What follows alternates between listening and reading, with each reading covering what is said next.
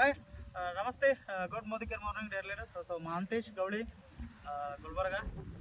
ಕಳೆದ ಒಂದು 20 ದಿವಸ ಹಿಂದ್ಗಡೆ ಇವರಿಗೆ ನಾವು ಹತ್ತಿಗೆ ಎಣ್ಣೆ ಕೊಟ್ಟಿದ್ದೀವಿ. ಸೊ ಇದೇ ನಾರ್ಮಲ್ ಆಗಿ ಪರಿಚಯ ಆದರು. ಸೊ ಇವರು ನನಗೆ ಅಷ್ಟೊಂದು ಪರಿಚಯ ಇಲ್ಲ. ಇನ್ನೊಬ್ಬ ರೈತರಿಂದ ಇವರು ನನಗೆ ಪರಿಚಯ ಆದರು. ಬಟ್ ನಾವು ಸಾವಯವ ಅಂತ ಹೇಳಿ ಬಂದಾಗ ಅವರು ಸ್ವಲ್ಪ ಕೇರ್ ತೊಗೊಂಡ್ರು. ನಾನು ಅವ್ರಿಗೆ ಥ್ಯಾಂಕ್ ಯು ಹೇಳೋಕ್ಕೆ ಇಷ್ಟಪಡ್ತೀನಿ. ಯಾರೇ ಆಗಲಿ ಸಾವಯವನ ಸಟ್ನ ಎದಕ್ಕೆ ಸರಿದು ಬಿಡ್ತಾರೆ, ಇಲ್ಲರಿ ನಮಗೆ ಕೆಮಿಕಲೇ ಬೇಕು, ಹತ್ತಿಗೆ ನಾವು ಬೇರೆ ಬೇರೆನೇ ಹೊಡಿತೀವಿ ಆ ಥರ ಈ ಥರ ಹೇಳ್ತಿರ್ತಾರೆ. ಬಟ್ ಒಂದು ಫ್ರೆಂಡ್ಶಿಪ್ ಅಂತ ಏನೋ ಗೊತ್ತಿಲ್ಲ, ಒಬ್ಬ ರೈತರ ಮೇಲೆ ಇನ್ನೊಬ್ಬ ರೈತರ ವಿಶ್ವಾಸ ಇಟ್ಟು ಈ ಕೆಲಸವನ್ನು ಮಾಡಿದ್ರು. ಆ ರೈತರು ಅವರ ಇಲ್ಲಿ ಅವರು ಬಳಸಿದಂಥ ಥೇರಿ ಆಗಿರ್ಬೋದು, ಯಾವ್ಯಾವ ಬೆಳೆಗಳಿಗೆ ಅವರು ಯೂಸ್ ಮಾಡಿಕೊಂಡ್ರು ಆ್ಯಂಡ್ ಎಷ್ಟು ಖರ್ಚ ಬಂತು, ಎಷ್ಟು ಎಕರೆ ಮಾಡ್ಯಾರ ಅನ್ನೋದನ್ನು ಆ ರೈತರ ಜೊತೆ ನಾನು ಮಾತಾಡೋಕ್ಕೆ ಇಷ್ಟಪಡ್ತೀನಿ. ಸರ್ ನಮಸ್ಕಾರ. ನಮಸ್ಕಾರ. ತಮ್ಮ ಹೆಸರು ರೀ? ಭಗವಂತರೇ ಸಂಗಣ್ಣ ಶೆಟಗಾರ್. ಸೊ ನನ್ನ ಪರಿಚಯ ಇತ್ತು ನಿಮಗೆ ಮೊದಲ? ಒಟ್ಟು ಪರಿಚಯ ಇದೆ. ಯಾವ ರೀತಿಯಲ್ಲಿ ನಿಮಗೆ ಈ ಬೆಳೆಗಳ ಬಗ್ಗೆ ನಿಮ್ಗೆ ಆಸಕ್ತಿ ಮೂಡ್ತೀರಿ? ನಾವು ಅವಾಗ ನಿಮ್ಮ ಮನೆಯಲ್ಲೇ ಬಂದ್ರಲ್ಲ, ಅದು ಬರೋದ್ರಿಂದ ಅಲ್ಲಿ ಗುಡ್ಲಗತ್ತಿರಲ್ಲ ಅಲ್ಲಿ ಇವರು ರೋಡಿನ ಮೇಲೆ, ಅದನ್ನು ನೋಡಿ ಸಾವಯವ ಅಂದ್ರೆ ನನಗೆ ಸ್ವಲ್ಪ ಇದು ಅನ್ನಿಸ್ತು. ಇದರಿಂದ ನಮ್ಮದು ಬೆಳೆ ಚಲೋ ಅನ್ನಿಸ್ತದೆ ಅಂತ ನಾವು ವಿಚಾರ ಮಾಡಿ ಅದಕ್ಕೆ ನಾನು ನಿಮ್ಮ ಹೊರ ಕರ್ಕೊಂಡು ನಿಮಗೆ ತೋರಿಸಿ ನಾನು ಅದಕ್ಕೆ ಬೆಳೆ ತೊಗೊಂಡು. ಯಾವ್ಯಾವ ಬೆಳೆಗಳಿಗೆ ತೊಗೊಂಡ್ರಿ ನೀವು? ನಾವು ಕಬ್ಬ ಹತ್ತಿ ಎಷ್ಟು ತೊಗೊಂಡಿನಿ. ಕಬ್ಬ ಹತ್ತಿ ಎಷ್ಟು ಎಕರೆ ಅದ ರೀ? ಹತ್ತಿ 5 ಎಕರೆ ಅದ್ರಿ. 5 ಎಕರೆ. ಕಬ್ಬ ಒಂದು ಸ್ವಲ್ಪ ಹಚ್ಚಿದಾರೆ, ಒಂದು 2 ಬಿಗೆ ಅದ್ರಿ.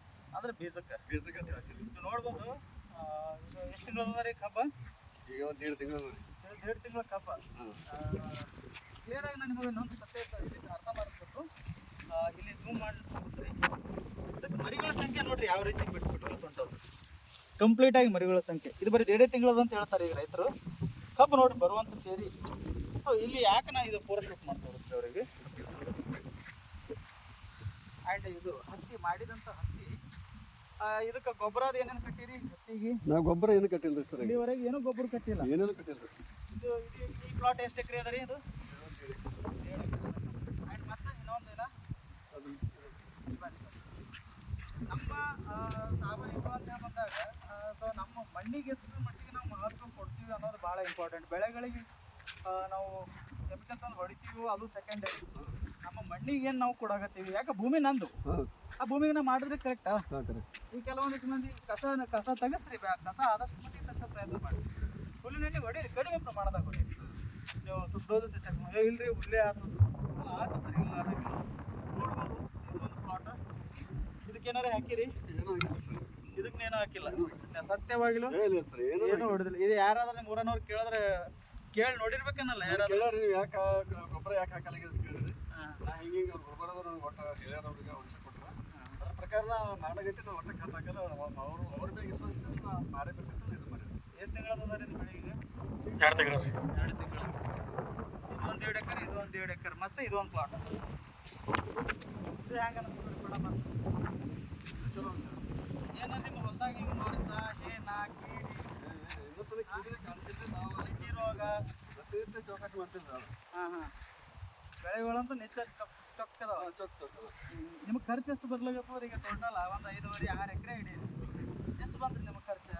ಈ ಸದ್ಯ ನಾವು ಏನು ಎಣ್ಣೆ ಕೊಟ್ಟಿಲ್ಲ ಸರ್, ಅದಕ್ಕೆ ಖರ್ಚು. ಈಗ ನಾವು ಇನ್ನೂ ಏನು ಖರ್ಚು ಮಾಡಿದ್ವಿ ಇಲ್ರಿ. ನಾಲ್ಕು ಕೊಟ್ಟಿದ್ದು ಎಣ್ಣೆ ಎಷ್ಟು ಬಂದದ್ರಿ? ನೀವು ಕೊಟ್ಟಿದ್ದು ನೋಡ್ರಿ, ಅದೊಂದು 4,500 ಆಗ್ಯದ. 4,500. ಈಗ ಇದೇ ಇಷ್ಟಕ್ಕೆ ಮಾಡ್ಬೇಕಾದ್ರೆ ನೀವು ಗೊಬ್ಬರ ಕಟ್ಟಿದ್ರೆ ಅದು ಎಷ್ಟು ಬರ್ತಿತ್ತು? ಉಳಿತೈತ್ರಿ 4,000. ಮತ್ತು ಇನ್ನೊಂದು ಡೋಸ್ ಬರ್ತಿಲ್ರಿ ಅದಾಗ. ಈ ಥರ ಹತ್ತಿ ಮಾಡಬಾರ್ದ್ರಿ, ತಪ್ಪ್ರಿ ಇದು. ಹತ್ತಿ ದಟ್ಟ ಆಗ್ತದ್ರಿ. ದಟ್ಟ ಆದಂಗೆ ಆಕ್ಸಿಜನ್ ಸಪ್ಲೈ ಆಗಂಗಿಲ್ಲ ರೀ. ಗಿಡಗಳು ಸರಿಯಾದ ರೀತಿಯಲ್ಲಿ ಹೊಡೆಯಂಗಿಲ್ಲ. ಕಮ್ಸೆ ಕಮ್ ಏನಿಲ್ಲ ಅಂದ್ರೆ 2.5ರಿಂದ 3 ಫೀಟ್ ಗ್ಯಾಪ್ ಇರ್ಬೇಕ್ರಿ. ಈಗ ಈ ಗಿಡ ಅದ ನೋಡ್ರಿ, ಇದೊಂದು ಗಿಡ, ಈ ಗಿಡ ಈ ಥರ ಇರ್ಬೇಕು ಬೆಳೆ. ಈ ಥರ ಇದ್ರೆ ಅಲ್ಟಿಮೇಟೆಡ್. ಸೊ ಕೊನೆಯದಾಗಿ ರೈತರಿಗೆ ಏನು ಹೇಳಕ್ಕೆ ಇಷ್ಟಪಡ್ತೀರಿ ನಿಮ್ಮ ಒಂದು ಥಿಯರಿ ಪ್ರಕಾರ? ಈ ಸದ್ಯ ನೋಡ್ಬೇಕು ಚಲೋ ಅದ ಸರ್ ಬೆಳೆ. ಏನೋ ಚಲೋ ಬರ್ತೈತ್ರಿ. ಈಗ ನೆಕ್ಸ್ಟ್ ಡೇಸ್ ನೀವು ಯಾವಾಗ ಬರ್ತೀರಿ thank you so much sir. ಇದನ್ನೆಲ್ಲ ಯಾರು ನೋಡಾಕತ್ತೀರಿ, ಕರ್ನಾಟಕದ ಜನತೆಗೆ ನಾನು ಹೇಳುವಂಥದ್ದು ಒಂದು. ಸೊ ನನಗೆ ಪರಿಚಯ ಅಂತೂ ಎಲ್ಲರಿಗೆ ಅದ ಮಹಾಂತೇಶ್ ಗೌಳಿ ಸರ್. ಉದ್ದೇಶ ಒಂದು, ನನ್ನ ಪ್ರಯತ್ನವನ್ನು ನಾನು ಮಾಡಾಕತ್ತೀನಿ.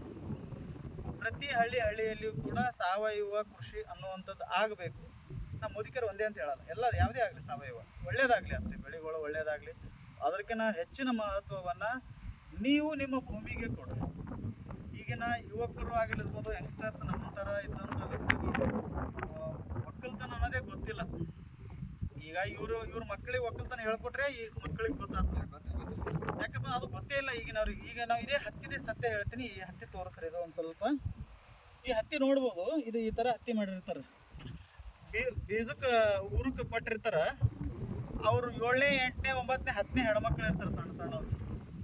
ಅವ್ರಿಗೆ ಏನು ಗೊತ್ತಿರ್ತದೆ ಹತ್ತಿ ಊರೋದು, ಹ್ಯಾಂಗೆ ಊರಬೇಕು, ಎಷ್ಟು ಫೀಟಿಗೆ ಬಿಡಬೇಕು, ಹತ್ತಿ ಗ್ಯಾಪ್ ಎಷ್ಟು ಬಿಡಬೇಕು. ಸೊ ಇಂಥ ಎಲ್ಲ ಸಮಸ್ಯೆಗಳು ಸರ್ ನಿಮ್ಗೆ ಇಳುವರಿ ಬರ್ತಂತೇಳಿ ಹೆಚ್ಚಿಗೆ ಹಾಕೋತ ಹೋಗ್ಬೇಡಿ, ಇಳುವರಿ ಬರಲ್ಲ. ಶೋಕಿಗೆ ಬೆಳಿಬೇಡ್ರಿ, ದಯಮಾಡಿ ಹೇಳ್ತೀನಿ ಇದನ್ನೆಲ್ಲ. ಯಾರೆಲ್ಲ ನೋಡಾಕತ್ತೀರಿ, ಶೋಕಿಗೆ ಬೆಳಿಲಿಕ್ಕೆ ಹೋಗ್ಬೇಡ್ರಿ. ಒಂದು ಇಳುವರಿ ಕಮ್ಮಿ ಬರ್ಲಿಕ್ಕೆ, 1 ಕ್ವಿಂಟಲ್ ಕಮ್ಮಿ ಬರ್ಲಿಕ್ಕೆ ನಮಗೆ ಲಾಸ್ ಇಲ್ಲ. ಬೆಳೆ ಬಂದಿದ್ದಕ್ಕೆ ನಮಗೆ ನಿಂತು ನೋಡೋರಿಗೆ ಖುಷಿ ಅನಿಸ್ಬೇಕು. ನಾನು ದುಡ್ದ ನನಗೆ ತಕ್ಕಂಗೆ ಇಳುವರಿ ಬಂದು. ನೀವು ಎಷ್ಟು ಗ್ಯಾಪ್ ಎಷ್ಟು ಡಿಸ್ಟೆನ್ಸ್ ಬಿಡ್ತಿರಲ್ಲ ಸರ್, ಅಷ್ಟು ಚಂದ ಇಳುವರಿ. ಇದಕ್ಕೆ ಈ ಹತ್ತಿ ಏನದಲ್ಲ ರೀ, ಇವು 3 ಗಿಡ ರೀ. ನೀವು ನಾಳೆ ಒಂದು ದಿವಸ ಪರೀಕ್ಷೆ ಮಾಡ್ರಿ, ಇವು ಗಿಡ ಹತ್ತತಾವ್ರಿ, ಅಷ್ಟು ಚಂದ ಹೊಡಿಸ್ತಾವೆ. ಫಲ ಜಾಸ್ತಿ ತಗೋತದ, ಕಾಯಿಗಳು ಚಂದ ಬರ್ತಾವ್ರಿ, ಶೈನಿಂಗ್ ಕಡದು ಬೀಳಲ್ಲ. ಇಂಥವ್ಕೆ ಏನಾಗ್ತದೆ ರೀ, ಗಾಳಿ ಆಡಲಾರ್ದ ಕಾಲಾಗ ಗೊಂಡೆಗಳು ಸ್ವಲ್ಪ ಫೇಲ್ ಆಗುವಂಥ ಚಾನ್ಸಸ್. ಸೊ ಆದಷ್ಟು ಯಾರೇ ಇರಲಿ ಸರ್, ಸಾವಯವದ ಕಡೆ ಒಲವು ಕೊಡ್ರಿ. ಏನೇ ಡೌಟ್ ಇತ್ತಲ್ಲ ನನಗೆ ಫೋನ್ ಮಾಡಿರಿ, ನಾನು 24 hours ರೆಡಿ ಇರ್ತೀನಿ. ಪ್ರಯತ್ನ ಮಾಡೋಣ್ರಿ ಸರ್. ನನ್ನ ಬಳಿ ಆಗಲ್ಲ, ನಮ್ಮ ಜಮೀನಿಗೆ ಆಗಲ್ಲ, ಅದು ತಲೆನ ತೆಗೀರಿ. ಎಲ್ಲರ ಕಡೆಯಿಂದನೂ ಮಾಡೋಕ್ಕೆ ಸಾಧ್ಯ ಅದ, ನಾವು ಪ್ರಯತ್ನ ಮಾಡಲ್ಲ ಅಷ್ಟೇ. ಬರೀ ಕ್ವಶನ್ ಮಾಡೋದು, ಹಂಗೆ ಬರ್ತದೇನ್ರಿ, ಹಿಂಗೆ ಬರ್ತದೇನ್ರಿ, ನಂದು 60 ಟನ್ ಬರ್ತದ, ನಂದು 100 ಟನ್ ಬರ್ತದ, ತಲೆನ ತೆಗೀರಿ ಸರ್. ನಾವು 60 ಟನ್ 70 ಟನ್ ತೆಗೆಯೋ ಜಮಾನ ಹೋಗ್ಯದೀಗ. ನಾವು 20 ಕ್ವಿಂಟಲ 18 ಕ್ವಿಂಟಲ 15 ಕ್ವಿಂಟಲ ತೆಗೆಯೋ ಜಮಾನನೂ ಹೋಗ್ಯದ. ಏನೇ ಮಾಡಿದ್ರು ಸದೃಢವಾಗಿ ಚಂದ ಬರೋಕ್ಕೆ ಮಾಡ್ಕೊಡ್ರಿ.